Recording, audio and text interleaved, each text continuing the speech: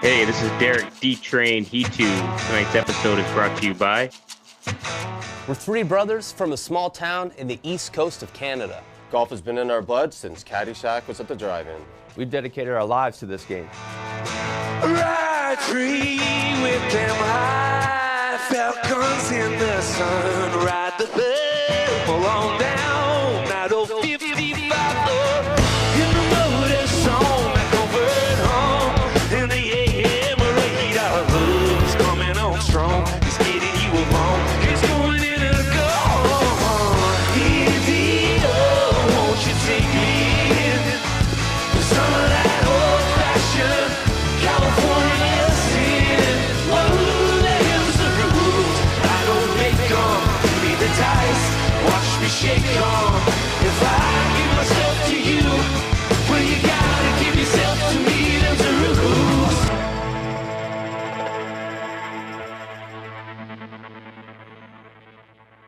Tonight's episode of the Blue Line Hockey Club is brought to you by GolfsMostWanted.com.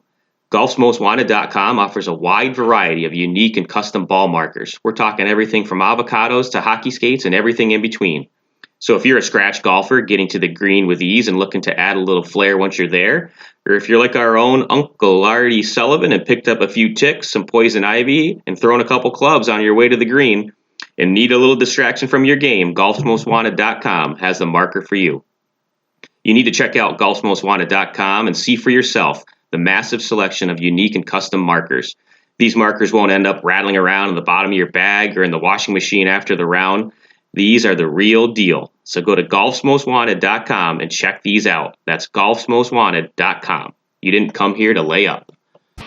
Hello, welcome back to the Blue Line Hockey Club, folks. We got another exciting episode of the Blue Line Hockey Club. We got episode 116 tonight, fellas. Tonight's episode is brought to you by Dormy Workshop and Golf's Most Wanted. Big sponsor of the Blue Line Hockey Club tonight. We have all the usual suspects sitting in the house with us tonight. Patrick Uncle Artie Sullivan. What's up, Patrick? Aloha. And local IT guy, Robbie Pete Peters. What's up, Pete? Hey, how you momming them? And the all-around sports guru, Derek D-Train He2. What's up, man? What's up, sweeto? And your host of the Blue Line Hockey Club tonight, Mark the Dr. Morley. Oh, doctor. Well, fellas, we got a pretty cool guest sitting in with us tonight, back-to-back Stanley Cup champion, Pat Maroon. What's up, Pat? What's going on, fellas? Glad to be a part of it. Yeah, thanks for coming out, Pat. Appreciate it. Back-to-back champ. No big deal. No big deal. Hometown hero. Yeah, I know. We got it all going. Where are you tonight, Pat? Are you in Missouri? Are you in Tampa? Yeah, I'm in St. Louis right now, so sorry I was late to the punch here. I was just at my son's hockey game. I watched can't work, but it was fun to watch. So I've been taking this time to really soak in watching my kid play. So it's been fun to be a part of that. Usually I'm not home for this time of year, so I've really taken advantage of it, taking the hockey, going to practices, and watching him develop as a kid. So I've been really fortunate this time. I know it's on certain times with COVID, and obviously it's cool, but I'm really taking advantage of it. What do you do? Do you sneak in the back door and have sunglasses and a long wig and a beard? How does that? Yeah, I mean, it's probably cool every once in a while, but after a while, it's like fucking hey, Yeah, no, it's different. I just think with the mask now, no one really recognises. But I do stand out because I'm so big, so people do recognize me, but not as much. I mean, when I'm watching my kid play, like in the rink, no one will really bother me. But if someone gets wind of it, like a team, then it gets hectic in the lobby when you're waiting for them. But it is what it is. I tell people all the time, when I retire, none of these kids are going to want to talk to me anyway. So time and patience to really say hi to them, because when you're retired, no one really cares about you anymore. You just get thrown in the woods and people forget about you. So I really try to take the time and acknowledge the kids and say hi. You become like us. Yeah. I was going to say, when we were younger, it was so far away, there was no chance of us seeing a professional player, right? So nowadays, we can watch you on TV, we can watch you on videos, we can watch your interviews. I actually ran into Wayne Gretzky once and I froze. I had no idea what to say to Wayne Gretzky. In the middle of, it was New York City, Chelsea Piers. He was there watching his kid, but you walk through a door and you see Wayne Gretzky go through. What the fuck do you do, Yeah. I suppose. Well, the problem is now it's just like when my dad used to take me to see like Brett Hall at like or Grant Fuhrer at like a hockey store. It was like there was no pictures. You literally just said hi to him and maybe get an autograph. And when I see famous people now, I try not to take a picture. You just try to photograph memory of like the good times now. And I try to tell my kid that when you see someone, obviously I want to take a picture with it, but just like remember it, because like those are the times I felt like when I was young and my dad did that for me. It was the coolest thing. I can always talk about it. Now these kids, you slide across their phone. It's like, oh, look what I did. And I'm like only phones are allowed right now. I feel like it. I thought selfies were gonna like fizzle out when they first started doing those years ago. I'm like, these things are so fucking gay, and now it's like I was totally wrong, man. It lives on. Everybody has to take a selfie, and it's fucking crazy. Yeah. All right. So we talked to Derek Lalone a little bit back. What was it, like a month ago? So we appreciate him talking to you, helping you get you on the show. And what's he like as a coach? Is he a pretty good dude?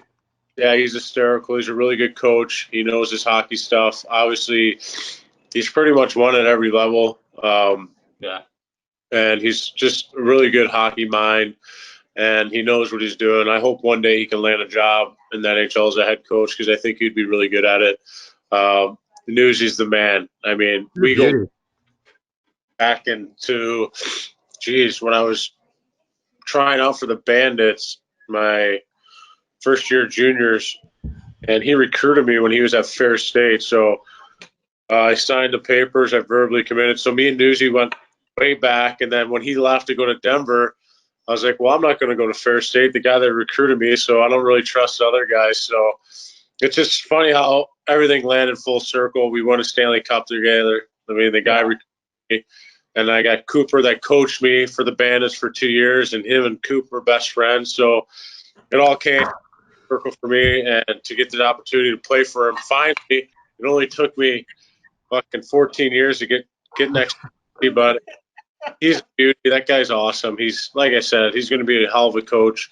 He's already a hell of a coach now, but I think he'd be a really good coach in the NHL as a head coach. Love it. Yeah, we're all from upstate New York, Pat. We're like St. Lawrence University. I know you played in Syracuse for a little bit. Yeah. We're 2 hours north.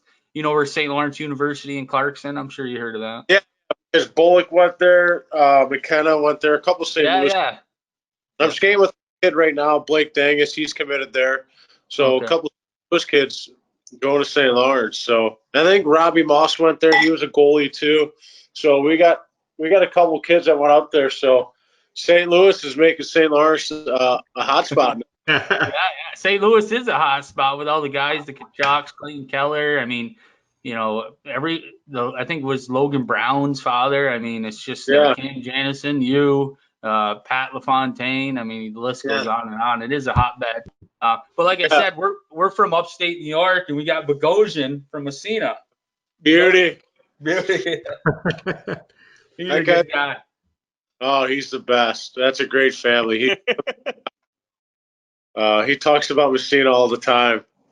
So he was sending me his house and all the land he had. He was hunting during quarantine right before we took off. So that guy had it good there. So, Bogosian's the man. He's one of my good friends on the team, and I'm sad to see him go. God, we're going to miss him because he held that locker room down. He had a great personality, and he was a great teammate. Yeah, he's a good guy. My wife went to high school with him, so we've had him on the podcast here a few times, and it's great. But yeah, it's good to see him win a Stanley Cup. That was huge for us, being from upstate New York. So he's going to invite the cup party or what? I don't know. That'd be great. What's the deal? You guys getting the cup, or like what's going on with that COVID shit? Sucks because like every time I try to get it, St. Louis goes on lockdown. I don't really want to go through that hassle. I want to do it when it's like clear, free, and my family and friends can actually party and have a good time. So December's out because it's sober time. Pat, did he say anything? Not if I, but I don't. I don't feel like I'm getting the cup anytime soon. So That's true. Did Bogey say anything about getting released from Buffalo? What the fuck was going on there? he didn't really talk about it, but I think he was being a healthy scratch and them playing the young guys. And I think he just got over it. He didn't want to play in the minors. Obviously, Yeah. when you're a guy like Bogosian and you've made a mark in the NHL as a solid player, I think he was just, I'm not going to go down to the minors. When I think his agent told him he had a couple offers, so he was like, why even risk it, terminate my contract? And he was getting a lot of playoff teams looking at him, and he picked the right team. Yeah, for sure. I love it. Buffalo's fucked up twice with, and you know about Ryan O'Reilly in St. Louis. Yeah. Rob's a Buffalo fan. Twice. So I'm a Sabres fucking fan. podcast. Yeah, they got rid of Ryan O'Reilly. He wins the cup. They got rid of Bogosian. He wins the cup. What the fuck is going They on? fuck up everything. Yeah. Maybe it's not those two. Maybe it's something else. The Bills are looking good, Rob. Let's just stick with the Bills. Bills. The Bills do look good. I'm cautiously optimistic here. We'll see, bud. Hey, Pat, tell me about when you were in the bubble playing Dallas and you put the snapper into the bench, man. What was going on there? What were you thinking? Stir the pot a little? Man, I honestly, I kind of blacked out, and I'm an easy target for a lot of guys. People chirp me a lot, and I think it's just relentless sometimes, and it actually gets so annoying to the point where it's just like I want to grab someone's head and beat them in, but I can't. Understand? I was skating by the bench, and they were just kept chirping and chirping, and the puck was laying there, so I shot it. I paid for it in the locker room. The coach was on it. I feel like that was a TSN turning point. I don't know. Could have been. Yeah, I don't know. I was just trying to start a Donnybrook, and that didn't happen. So, Speaking of Donnybrook, how come every time you and Chara play each other, you guys end up fighting? Yeah, you guys respect one another, and every time you guys, drop the gloves, you guys are like almost smiling, and it's like two good friends. I respect Big Z. I think he respects me. I think the problem is like it's either like we're up a couple or they're down, and we ask each other. And I don't remember the first time I ever fought him in Edmonton. I was like, he was chasing me around. He's like, let's go. And I'm like, oh, I don't think this is a good matchup, Big Z. And I end up going him. And like I scored a hat trick, I think. I was like, I should fight him every game. Maybe I'll get. That's what it is. Truth comes out. I didn't realize I was playing with McDavid, so I was like, sorry, I can't fight you every game. Yeah, I was wondering that. I was, every time the Bruins or you're on the ice with Z, you're always dropping the gloves. So, and he's respectful. Like he's not trying to hurt you. Obviously, we're both trying to, fire up our team a little bit. Yeah. But I mean, at the end of the day, it's so hard to fight him. I mean, he's so long, and if you try to go toe to toe with him, I mean, you got to hit him clean, or he's going to hit you so hard you're going to go down. So it's amazing he's still playing though. I mean, it's just incredible. This guy's still in the league, right? At what, 42 now? Is he 42? 43, 44, isn't he? Yeah. I lost track, going man. out 43, I think. He's older than all the guys on here, right? Who's 42? Anyone? Not yet. Yeah, not yet. So I can't even imagine. Fuck. I walked down the stairs. I pulled a hammy the other day. Fuck. Me too. So, I mean, you guys have talked about, a shortened season. We had the Avs coach on last week, and we talked to him a little bit about, the shortened season, shortened camp. What was it, like 2 weeks they're going to give you guys to get in shape or something like that? Yeah, I mean, I think now the new NHL, everyone's kind of in shape now, man. I feel like everyone's kind of prepared and ready. It's not like the old days. Like, I mean, I feel like I came in when the old school guys were still there a little bit. And then now it's just died down. There's more. They're trying to weed out the older guys, and they're trying to add more young skill. And I'm so sick of it because it's just not the same attitude anymore. And it is what it is. But they say 2 weeks, but I feel like these kids now are eating healthy. They're playing Xbox. They're not really doing anything. It's not like go have a couple beers after a game or let's Smoking go darts. smoking. Yeah, I don't like. I mean, my coach John Paddock. I mean, my rookie year, he was smoking cigarettes outside the locker. So like, I just feel like I was with so many old school guys, and I see it that way. And I'm an old school guy, and I'm just kind of lost in like the new transition of the game, which I respected. I mean, it needs to go that way, but I feel like it's dying down a little bit of fans too. I think it needs to get more aggressive, more hitting. You need to let Tom Wilson run around and take guys' heads off. I mean, at the end of the day, he's playing the game. He's not trying to hurt guys, but it is what it is. But I think guys are going to come in shape. They always do. Like I said, the new NHL guys are ready, prepared, and always focused and dialed in. Yeah, I mean, when I played juniors in Canada and in Ontario, and in between periods, some of the players are smoking darts, and I'm 40 years old, and that was the clutch and grab. But it is true, the new NHL players they hire cooks to make them like avocado, bean salad, and they're not like we had Theo Fleury on, and he used to say that there's fucking ashtrays in the locker room and shit. But between intermissions, and then we get a cloud of smoke of John Paddock cigarettes. And that was 08, 09. So like when you played, I mean that probably would have been the best time to fucking play because it's old school, like beers after the games in the sauna, like having beer. I mean, obviously it's not like that anymore, but the game's good. It's fast paced. I'm not taking that away from anyone, but maybe I'm just an old soul. No, there's always going to be a place for guys like you, man, in the league. I hope you're right, though, and I hope it kind of comes back around to the keep these enforcers and stuff in the physicality of the game, because you're absolutely right. I think the fans want to see enforcers. Yeah, I mean, you gotta be looking over your shoulder, man, when you're playing hockey. I mean, that's what it's all about. I mean, if we start losing looking over the shoulder, it's not the same game anymore. Yeah, it's not. Sorry, Pat. It was just kind of like Rob and I were talking earlier. It's like I said, we were the clutch and grab, and you could hook and water ski through the neutral zone. And now it's kind of like shinny hockey, right? It's but there is boys like the first thing we did in a game was find somebody who was good on the other team, and you rock their fucking world to show them that you own the ice. That was my fucking. There you ice. go. It was mine. Those days are gone. They're not here anymore.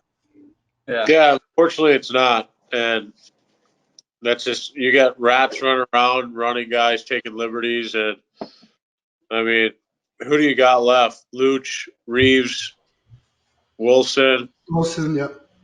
I mean, What? Yeah. I mean, I don't feel like it's Wayne Simmons if he fights. I mean, yeah. But like, I just don't like when I mean, I'll tell you a funny story. I'm sure you guys been through it. On my rookie camp in Philly, you had Riley Cote, Dan Carcillo, Jordan Shelley, Steve Downey, and geez, who else am I missing? I don't know, it was like For sure, maybe.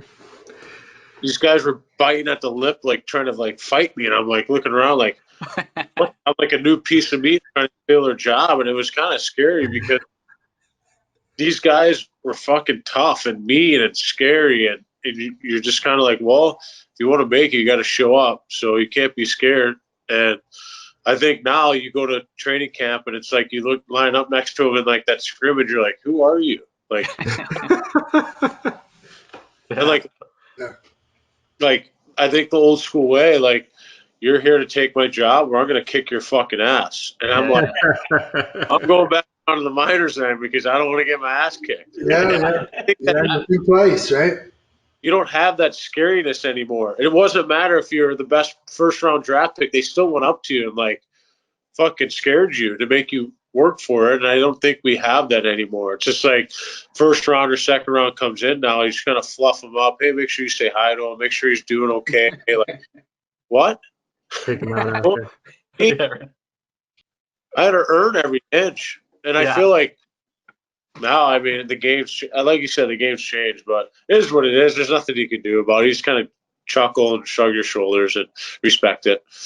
You can't throw the his full bag into the shower and turn the shower on anymore, huh? No, you cannot do that. You can't. You can't do it. You can't even say hi on Twitter. You'll get yelled at.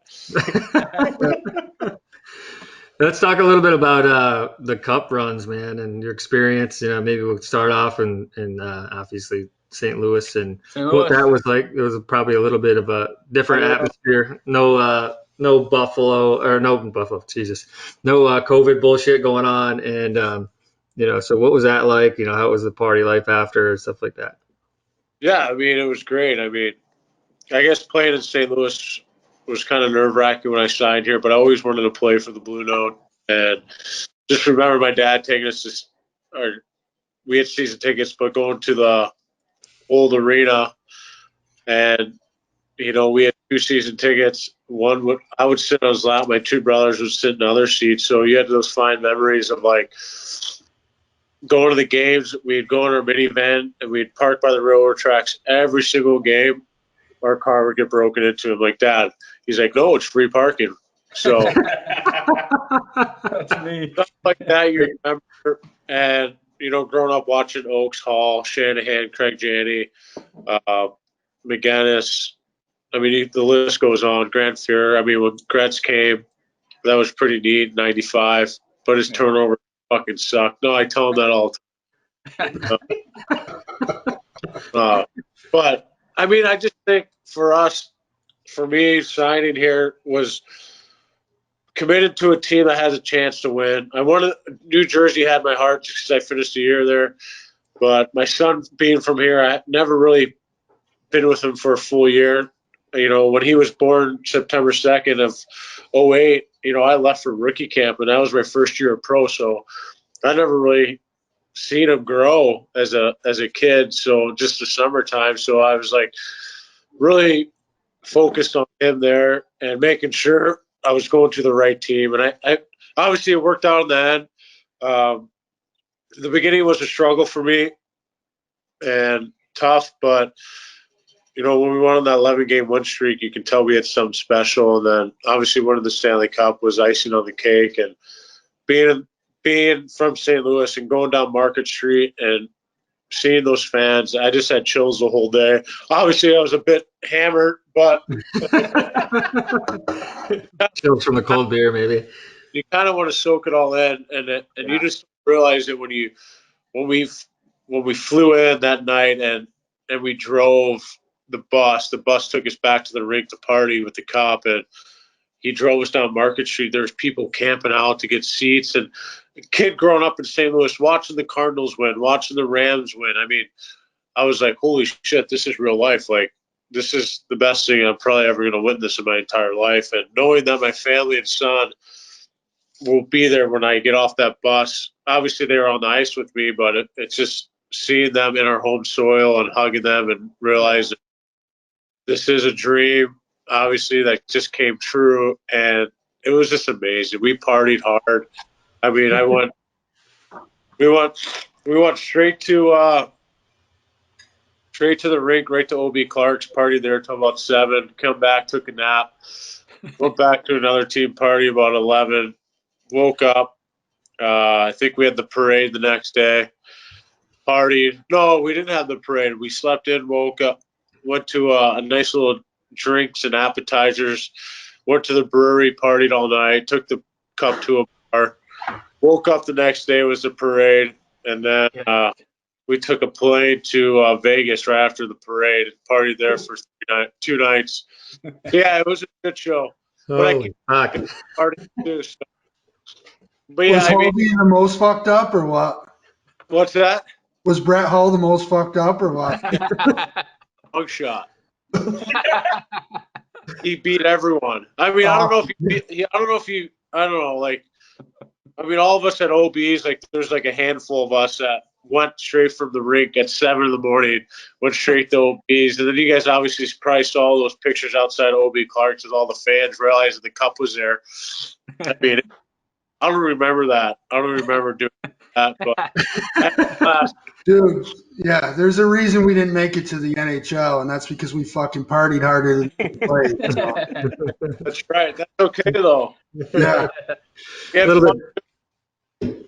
little bit different atmosphere down in Tampa. Obviously, they bringing the cup out and the jet skis and shit like that. Little different weather. Kucherov had like a yacht, didn't he? His agent got a yacht over there and partied on it. Was that him? Oh, that was probably his cup party not too long ago, maybe.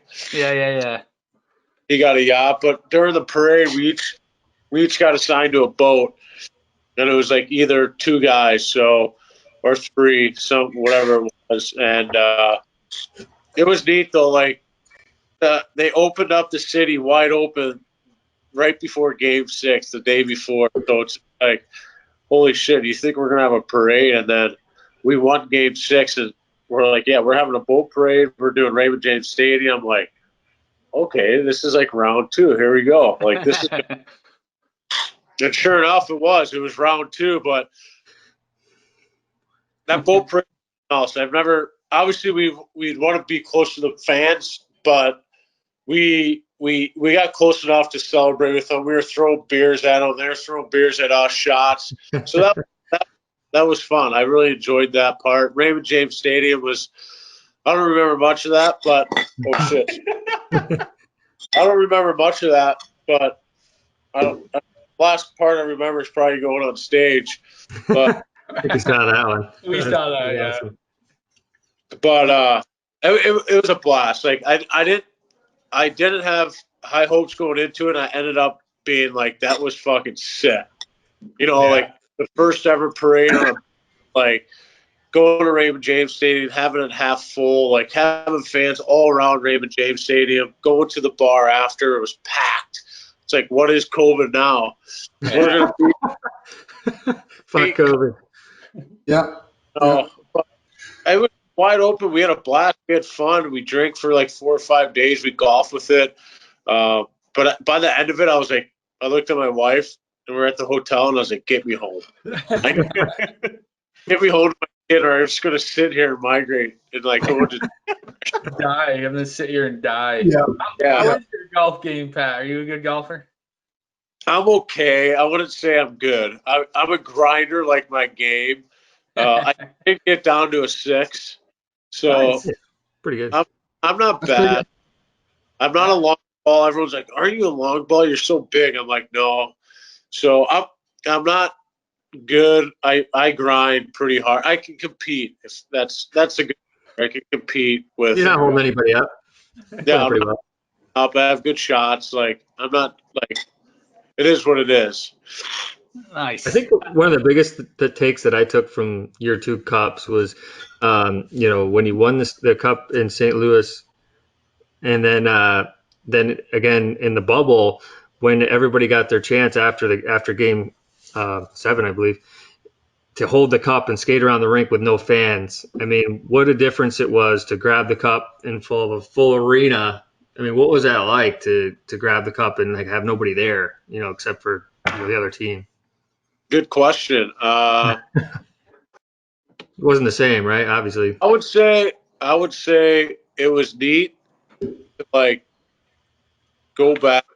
Like obviously when we won in Boston, it was completely different. The families weren't allowed to go to the locker room, but they were allowed to go on the ice. So to have that team bonding after and not have like a complete shit show of like trying to get families in, trying to do that. Like when we land, like even trying to get our families into the arena when we went for St. Louis at like 4 a.m. That was a shit show, like trying to get passes, trying to get them down the tunnel. We literally just won. We skate around with the cup. Obviously that was a bit awkward, but you still kind of soak it in like, holy shit, I am raising the Stanley Cup again. At some of this, you're raising the cup. Yeah. For some of them, most of them, it's the first time. So you kind of soaking it in. And then when you get back to the locker room, you're just looking around. There's no family, just the players. We're having a blast. You go back to the hotel and you look around, it's just the guys. Yeah. And really soaking all that in and having a couple beers with the boys, telling stories about the year, how the fuck this happened. We're in the middle of Edmonton. We're in a bubble. And and we're in our lounge room. Then we go up to the hotel room. We're hanging out. So I mean, it was neat. I mean, really different experience. But I would say I soaked this one in more. I actually looked around and I cherished the moments, and I had time with the boys. And like we wanted St. Louis, I just said, "Where's the beers?" And we just started drinking. And you're not taking pictures with the cup. You're not really enjoying the cup as much as you would like. So this time around, I put my gear up nice. I just walked around. I took pictures with it. I enjoyed it. I saw all the smiles on the face, videotaped a lot of it. And I just read all the names on the cup upstairs after the lounge and just hung out. And I think I just really took advantage of it. And I would say this year was completely different than last. But to take out of the both of them, I would say I took advantage of this year's more, because the year before it was more like I'm from St. Louis, whatever, hometown kid. Like, it's, I was flying high, drinking beers, kissing babies, doing all. I mean, it's a possibility. I mean, you might get 3. I mean, you guys are stacked. You got the best goalie in the league. I mean, then you got Kucherov, Hedman on defenseman. God, I mean, you got you who dropped the gloves. If anyone wants to fucking drop the gloves, I mean, you guys, it's a possibility, right? I mean, you guys, it's going to be a shortened season, but I mean, it is. I mean, you guys are up there, top 5 teams to win the cup. You guys are winning. You're winning so many cups, Pat. You're drinking your backwash every year. I know, it's terrible. That's terrible. I said to the guys, I go, if Pat Maroon gets traded, I'm putting money on that team to win the cup in Vegas. Yeah, let me ask you a question about that. We've been talking about, some people go their whole fucking lives, their whole career, and they don't get to, even an opportunity at a playoff chance at it. And you get back to back. Do you feel like you're lucky, or what does that feel like for you? Knowing that there are some fucking great players that never got the opportunity to hoist that cup, and you're 2 years in a row, your name is etched on that thing forever. Yeah. I say I'm blessed. I'm blessed to play with so many good players and so many good teams. Even in Anaheim, we had an opportunity to win. We lost to Chicago the year they beat Tampa in the finals, which I thought we were up 3-2 in that series. I thought that was the year we were going to win the cup. But I played with so many great players, so many great teams. I've found a way to migrate to really good hockey teams that's always had a chance to win the Stanley Cup. I've only missed the playoffs one time. Wow. So I've been fortunate enough to really play in the postseason and, strive in the postseason. So it's crazy to think that I did go back to back, but, I just feel like maybe teams need some character guys, and I'm a fun-loving kind of big guy that will kind of, just hang out in the locker room, make sure everyone feels comfortable, bring everyone together, and do my job on the ice. And I feel like I found a new role by doing that, and I think teams got wind of it, Yeah. But like I said before, I've been blessed just to play in the NHL, and my ultimate goal when you step foot in the NHL is to win a Stanley Cup like everyone else is. And I didn't think, 8 years in the league now that I would have 2 and only missed the playoff once and play for elite teams and play with elite players. And I've been fortunate enough to play with so many good players like Anaheim, Solani, Koivu, Getzlaf. I mean, you can go down the list, get traded to Edmonton and make the playoffs for the first time and, who knows? And make it second round and losing to Anaheim in Game 7, which we could have probably won that series to go to the conference finals, and then get traded to New Jersey. And, they were a couple points out, and we found a way to grind in, make the playoffs, and then coming to St. Louis, winning the Cup, and going to Tampa. So I've been really blessed to play with so many good players and teams. You can call it luck, or maybe I'm just I'm attractive, I guess, in a bad way. I didn't mean that disrespectfully by any means. I'm just saying there are some guys that have clearly had bad luck and didn't No, you're not. I didn't know how to. I guess it's not really for me, I guess it is kind of luck, but I guess it's kind of I've been fortunate to play with like really good teams. I think some people miss out on those opportunities to play for good teams, and it sucks because you don't want your career and play for bad teams your whole career and be like, what the fuck did I just waste my time for 12 years? And I think some players go through a career like that, and that's unfortunate because you do want to play for contenders every single year. You do want to play for good teams every year, even if you're on the fourth line and you did that for 12 years of your career. I mean, players want to win, and I guess I've been lucky to play for really good hockey teams, and I guess I'm not going to change that. I guess no, don't. Hey, listen, Pat, I would say I've been listening to you for 35, 40 minutes. I've never met you in my life, but there's something about you, energy about you, a little swagger about you that you got to give yourself a little credit, man. You're probably bringing some of that swagger to the team, and that translates to good chemistry. I'll jump on that too. I'll jump on that too. Derek Lalonde said that about you. He goes, Pat Maroon has something about him. He's something, he's a locker room guy. Everybody loves to, they love him in the locker room. They love to play with him on the ice.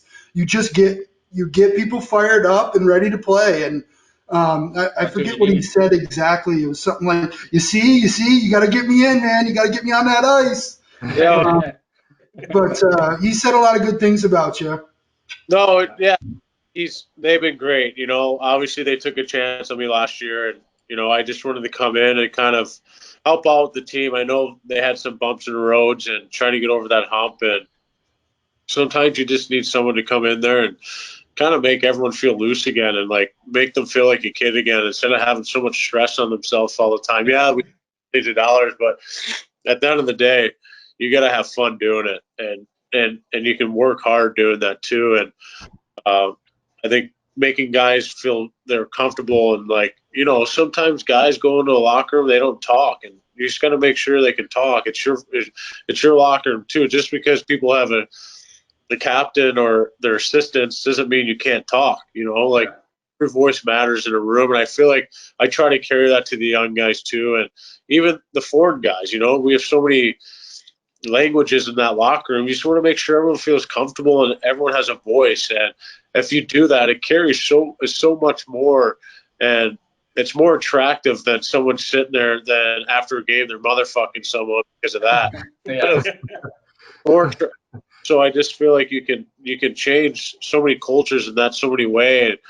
And some of these people don't speak English. You got to make sure you understand their language and making sure you understand them, and then it goes from there. So I just try to find a way to communicate with everyone and be friends with everyone. I've never hated anyone in my life because it just doesn't go far.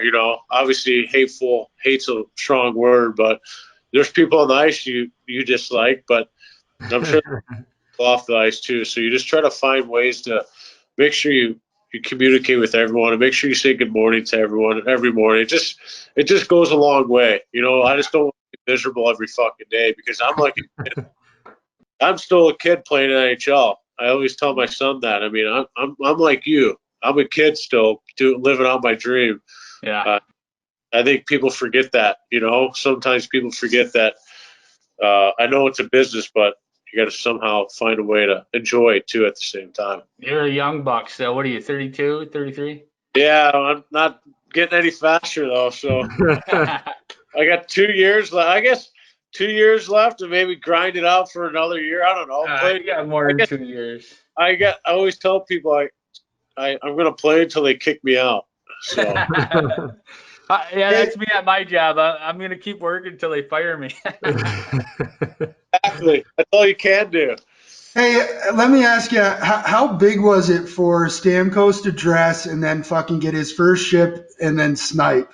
How big was that for you guys on the bench? I feel like, as a spectator, it's been hard on. For me watching, I thought that was the turning point of the series. Yeah. I thought for sure that was the turning point. For sure, I think when everyone thought he was dressed and guys were pumped up, and obviously he's our leader, he's our go-to guy. Him and Cooch are something special, and to have him have him entered in the lineup was awesome. especially for me, he got to play with me, and Yeah. that was pretty cool. But I always tell him he should have passed that to me. I was at the blue line. I was still trying to catch up. Little drop pass. Slow Well, down. as a captain, I'm just thinking, how bad does that suck to be the leader and you're not dressing? Like you're out of the mix, right? You might be the captain, you might be the team leader, but if you're not dressing and you're not playing, you're not a part of that. Yeah. At least from my perspective, it's hard to be a part of the guys that are going on the ice and are playing the game. Yeah, I agree. It really is tough. Obviously, he went through some different times with his injury, and I think it was more frustrating for him watching us win and move on and advance, knowing that he wants to be out there and he was trying to do everything he can to go out there and play. I'm so happy he got to play that game, and obviously him scoring. I think it was a momentum change, but I think what people do forget, obviously it was a top secret, but he was there for Long Island. He wrote a cool little message on the board. And, I think that was his way of trying to get to us. You know what I mean? And, he wants to win a Stanley Cup bet. Everyone in that room did. And he was trying everything he could, knowing that he couldn't be in that locker room during intermission or during whatever it is. So he wrote this cool little message on the dry board, and we felt it there. We felt his presence around the room. We always did. We missed him dearly, and I think him coming back to the game was just a different energy in our group, and I think it was a turning point. I think him scoring that goal just had some energy to our team after that, and we kind of built it off. Nice. Hey, man, we've probably gone over our allotted time for Pat Maroon talk, but we really appreciate you coming on with us tonight, man. It's been a lot of fun, and it's good to hear from you guys and your experiences that we don't see, obviously, from watching it on TV and shit like that. I'm down here in Florida Panthers country, just across from Tampa, so maybe I'll get over to the Lightning games if they let people in this year and check it out. All right. What's that? You got to come to the winning side. Yeah, I know, man. It's easier to get tickets down in fucking Panther country, that's for sure. But before you go, let me ask you, where are you going in Tampa right now? Have you been out at all, or do you have a place where you eat and drink? We don't. My wife is a really good cook, so she cooks a lot. I don't know. I don't know where we go. I mean, shit. Typical Burns, but Burns is overrated. Don't tell them that. Jesus. I just go for the ambiance. But I like Burns a little bit. I like Meat Market. Go for drinks. We go to Green Lemon a lot. That's a good spot. It's like a Mexican / I don't know. It's not really healthy bowls / tacos, I guess you call it. I spent 4 years in St. Pete, Tampa, and have you made it to Gasparilla or anything like that? No, COVID. Oh, during COVID, right. Yeah. Well, it wasn't COVID. January. No, we were out of town. We were on All-Star break. Okay. We came back night, so I missed it. I should have stayed. God damn it! I heard nothing but good things about it. That's a wild spot. I'm not sure I could have taken my wife there. I did meet my wife there in St. Pete, but I'm not sure we would have done very well together in that. Doctor. There you go. Brought her back to upstate New York. What a good guy. I'm in Raleigh right now, Raleigh, North Carolina. Yeah, I did see Okay, that. that's better. I did see that you spent some time in the worst weather you could be in: Syracuse, Glen Falls, Edmonton, and then some of the best weather in Anaheim, Tampa Bay. So it worked out, evened out a little bit. Syracuse is brutal for snow. I think it snowed. I first got traded there from when I was in Philly in the minors. I first got traded there. It snowed for like 24 days straight. It was It's depressing, man. Yeah. miserable. That was my favorite place to play in all minors. I would take Syracuse or any place because first off, single college town, living on campus, you felt like you're a Syracuse athlete, but you're actually Syracuse Crunch. Partying going on campus, so that was fun. I really enjoyed that. Nice. Syracuse is a blast. Yeah, it's a cool town. It's a great town. I think it's undercover. There's actually a really good food, good bar scene. I mean, obviously the college. So, I mean, we had a blast. Our whole team. Great town. Nice. So All right. is Andrew Chuck still across the street from Amali? From who? From the arena. I What do don't you call know. the arena now? Emily. Emily, excuse me. Yeah, What is Andrew Chuck's used to be right across the street. I used to go there and get tanked up and then go in to watch the games. Is it still there? No, you should see it now. I mean, Vinnick's done an unbelievable job. There's a JW Marriott now right across the street. There's bars, restaurants, there's everything. So it's changed quite a bit then since I was running Changed a around lot. there. Yeah. For my understanding, because when I came in, I think it was like up and coming, and then now it's changed completely. So it's actually a cool little town. Tampa's fun. Tampa's really fun. I'm gonna have to come over and watch a game. Hopefully they let us in the arena this year. Well, I think Tampa's wide open. I'm sure we're the only team that could have fans. Yeah, man. My kids are playing hockey down here. I mean, there's only like one rink. I got to go to West Palm, but yeah, there's hockey down here. Tampa's big in hockey right now. They got a couple of good rinks down there. So Yeah, it's like West Palm, Fort Lauderdale. That area has some hockey. Orlando and Tampa. It's pretty much like the only. Are you guys still practicing in Brandon? Yeah. At I forget what it's called. I used to play men's league there. But the place is turning into quite the hockey town. I loved it. I had a great time. Yeah, it is. They just redid the whole rink inside the locker room too and everything. So it's a really nice facility. So Yeah. Nice. Hey, Pat. Well, thanks for coming on, man. Appreciate it. It's been a good talk, man. Good luck this season. Hopefully you guys get kicked off here in a few weeks. Have a good holiday. Merry Christmas, all that shit. yeah, thanks, boys. Merry Christmas and a Happy New Year, fellas. Have a good one. Peters, I thought you had some pucks for us from the shooter tutor, but I guess you didn't. That's I will wait until you're gone. All right. Hey, fellas. Merry Christmas, boys. Yeah, see you, man. Good luck. See you, Pat. Thanks, man. Yeah. Hey, this is Derek D-Train He2. Tonight's episode is brought to you by... We're three brothers from a small town in the east coast of Canada. Golf has been in our blood since Caddyshack was at the drive-in. We've dedicated our lives to this game. Ride free with them high falcons in the sun. Ride the pebble on down. Now don't 55 in the motor song like a bird home. In the AM radar love's coming on strong. It's getting you along. It's going in a go. Easy, won't you take me in? Some of that old-fashioned California sin. Oh, there's the rules. I don't make them. Give me the dice. Watch me shake on. If I give myself to you, well, you gotta give yourself to me. There's the rules.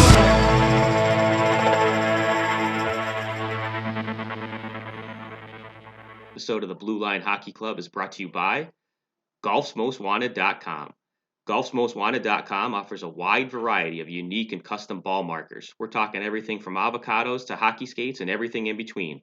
So if you're a scratch golfer getting to the green with ease and looking to add a little flair once you're there, or if you're like our own Uncle Artie Sullivan and picked up a few ticks, some poison ivy, and thrown a couple clubs on your way to the green, and need a little distraction from your game, GolfsMostWanted.com has the marker for you. You need to check out GolfsMostWanted.com and see for yourself the massive selection of unique and custom markers. These markers won't end up rattling around in the bottom of your bag or in the washing machine after the round. These are the real deal. So go to GolfsMostWanted.com and check these out. That's GolfsMostWanted.com. You didn't come here to lay up. That was an ace. That was a pretty ace interview, boys. I had a lot of fun talking to him tonight. Pat Maroon from the Tampa Bay Lightning. What a great guy, man. I didn't know what to expect. Didn't know what to expect having him on tonight because every personality is different when we have him on the show. We've seen him on other podcasts. Obviously, Derek mentioned earlier. I think it depends on who he's talking to, what personality comes out. And I think tonight we saw the best side of him. Oh yeah. Yeah, look, we're not a production studio. People don't feel like they have to have a stick up their ass when they come on here, and they shouldn't. People want to see the real side of players. They're human beings. Pat just said it. He said, I'm still a kid living out my dream. I mean, we can all relate to that. That was awesome. Get the fucking shooter tutor going. That's like next episode. We have to have Peter shoot a couple pucks, and we'll put some money on it to see, if he can hit the upper corner. Home rink. Don't bet against me. He still got great guy. I mean, I think he was eating some Lipton noodle soup there. That was pretty sweet, man. It's I don't know. It's just this common theme. We keep beating this like a drum every time we talk about it. But all these guys. Maybe it's us. Maybe we're good guys to talk to or something, but every single fucking people we talk to, I mean, it's like so down to earth. This guy won back-to-back cups. Like you think he'd have like an arrogance to him or whatnot, but everybody we talk to, man, just down to earth hockey people, man. It's awesome. It's really awesome. It's humbling even to myself to like listen to these guys. It's great. Yeah, we're really lucky to have the setting where these guys can come on and tell us what what's really going on. I don't know. Maybe it is this. Some of it might be us. I mean, there's no expectation here. Let's give us some credit. Yeah, that was a good podcast. I mean, it was awesome. He'll come back on for sure. I got his number. Pat Maroon, he just texted me. See what he says. Good stuff, boys. Loved it. Yes. That was a good one, though. It was great to see him on and hear him talking about the Chara fight. That's what I wanted to know. And hearing him say that last time he fought him, he scored 3 goals. So I think that was the underlying reason why he fights him now all the time. I'll have to get that on there. Oh, yeah, you heard it here first. Yeah. Yes, sir. Yeah, a lot of good fun facts. I mean, like the thing that I asked him about hoisting the cup with no fans, because when I watched that celebration, that was the biggest thing I took away from it, was these guys hoisting a cup to nobody. The opposite team that, obviously didn't want to see them skating around. So, unfortunately, it was just them skating around for just to show their teammates they were hoisting the cup. And usually when they grab it, they were like yelling and stuff, but they'll go skate around the rink a little bit with it and pass it off. Or that didn't really happen. It was just kind of like a quick power turn back, power turn back. So it was obviously a lot different this year. And it's, like he said, they made the best of it, and it was kind of nice because they had team bonding with it. But and I think some of the guys for their first time were kind of robbed of that experience from, actually the crowd going wild. But what he said, makes sense. I mean, to when you win the cup and all you want to do is, hang out with the guys, and you got to worry about your mom and dad, and are they down here? So you're looking for them, and you're looking for your wife and kids, and you got to organize that. And people are yelling your name, Pat, come over here, and there's 100 things going on where, this time it was just them and the boys. They could kind of relax a little bit, and, definitely 2 ends of the spectrum for sure. Get to enjoy it a little bit more than have to deal with all the excess bullshit that comes with it. Yeah. It's understandable for sure. Yeah. Great podcast. So I was excited all day to speak with Pat Maroon. I think what we got coming up next, Rob Crawford coming up, Mark Crawford. Mark Crawford and Jason Lively is going to come back on. Yeah. Remember Jason, right? Yeah, the helmet guy. Paints all the helmets for the NHL players. He's actually did Byington's helmet when St. Louis won the Stanley Cup. So yeah, we're trying to get him. His buddies with him. They're trying to get him to come on with us, but we couldn't make it happen. Maybe now that he's not so famous, he'll come back on. Yeah, so we got a couple of people coming on. I think we might even. I'm working on Ron Francis, who's the GM of the Seattle Kraken. That would be great to get him on. So I'm working on that. I think I might get him penciled in too. And the original guy who called Hockey Night in Canada, Brian McFarland from St. Lawrence University. He's up in age. We're going to get him on too. So he was before Ron McLean. He's up there in age. So it's just, we'll have to tone it down a little bit when we get him on. But to have a hockey legend like Brian McFarland, the first announcer for Hockey Night in Canada, is going to be huge. So we got a few good podcasts coming up. So stay tuned. Tell us a little bit about Dormy and. I was just about to say the same thing. So Dormy head covers, Pretty our sick. golf club head covers are amazing. These things are really nice leather.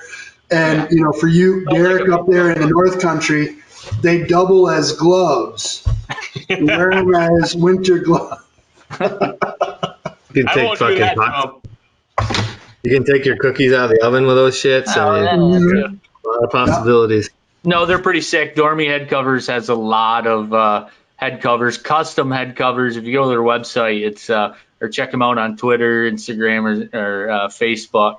I mean, they have the Stanley Cup, all NHL teams, random, Irish flags, American flags, the Statue of Liberty, you name it. You can actually, come up with an idea and have it custom made. And just like the Blue Liners did. Yep, just like us. I mean, we got these custom Blue Liners, so whatever. We got a new pattern coming. The other ones that are coming, they have these same color schemes, but they go up and down. They're going to be pretty sweet, and then they'll have our names on them, which is fucking awesome. So I'm excited. I'm excited to get my own, but I'm excited also to be able to send them out to some of the guys that we haven't been able to thank appropriately. Yep. So huge shout out to Dormy Head Covers, Dormy Workshop, excuse me. Golf's Most Wanted. They hooked us up with ball markers. These things are fucking sick too. They're metal. The packaging, I mean, it's 100% professional. It says you didn't come here to lay up. Yeah, pretty sick. Really nice. Yes, sir. Big things happening here. I only need ball markers once. Yeah, putt once. That's it. I get a lot of use out of mine. I usually 3 times. But fellas, another good show. There's not too much hockey to talk about right now, so we'll just plug our sponsors here and get ready for the next guest. We are going to be coming out on Sportscaster, so you can watch this shit live and give our listeners a chance to chime in while we're interviewing people, maybe even try to ask a question, stuff like that. So I did see players are starting to land in the cities, so they're starting to make their way back to the teams, which is a good sign. It sounds like things will happen. I don't think they've had it. They don't have an agreement between the owners and the NHLPA yet, so that shit still has to be taken care of. But it does look like things are happening. They're coming back from overseas, starting to work out with the teams again. So that's huge, man. We'll take it. Yeah, World Juniors coming up Christmas Day, so we might even be on Sportscaster watching that live. So check us out there too. Yes, sir. All right, boys, another good one. Until next time, keep your stick on the ice. Yeah. Sweeto! Oh, doctor. Keep your head up. Yeah.